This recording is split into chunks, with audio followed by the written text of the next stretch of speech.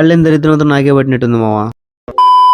చాలా రోజుల నుంచి అనుకుంటే బండి రిపేర్ చేయాలని. సో ఈ రోజు అయితే టైం వచ్చింది, అందుకే దీన్ని హాస్పిటల్కి ఎత్తపోతున్నా. సో హాస్పిటల్ పేరు వచ్చి బజాజ్ షోరూమ్ అనమాట. సో ఇదే దీని హాస్పిటల్. సో ఆడికి వెళ్ళి ఒక మంచి డాక్టర్ని పట్టుకొని మన ప్రాబ్లమ్స్ అన్ని చెప్పి పోతే మొత్తం క్లియర్ గా ఎక్స్ప్లెయిన్ చేశాం అనమాట. సో పని అయిపోయినాక కాల్ చేస్తాను, నువ్వు మింగే అన్నాడు. సారీ, ఫోన్ చేస్తాను, నువ్వు వెళ్ళి అన్నాడు. సో మనం ఎంచుకున్న మంచి డాక్టర్ అయితే మన కాలేజీలో ఉన్నప్పుడు అయితే ఫోన్ చేశాడు అనమాట.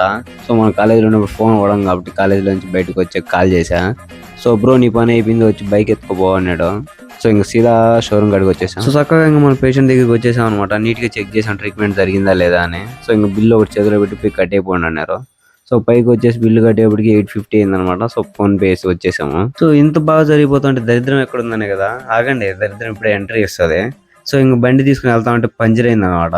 సో సీదా పంచర్ షాప్ వచ్చేసినాము. ఇదేంటో మా అదృష్టం వచ్చి బండి ఎక్కేలో దరిద్రం నువ్వు బండి దిగి నేను తోలుతా ఉంటది. సో ఈ బండికి అయితే కొత్తగా 3 పంచర్లు అయినాయి, అలానే ముందున్న 3 పంచర్లు లీక్ అవుతున్నాయి. అందుకే పంచర్ షాప్ అయితే ఒక సజెషన్ ఇచ్చాడు అనమాట. టైర్ కి అయితే ట్యూబ్ వేసుకో, ఇంకొన్ని రోజులు అయితే పనికొస్తుంది అన్నాడు. ఇదంతా ఒక దరిద్రం అయితే ఇంకా దీనికి ఒక పార్ట్ 2 కూడా ఒకటి ఉన్నది మామ. మీరైతే ఈ పార్ట్ 2 వద్దనే నేను పెడతా, నా దరిద్రం మీరు కూడా చూడాలి కాబట్టి.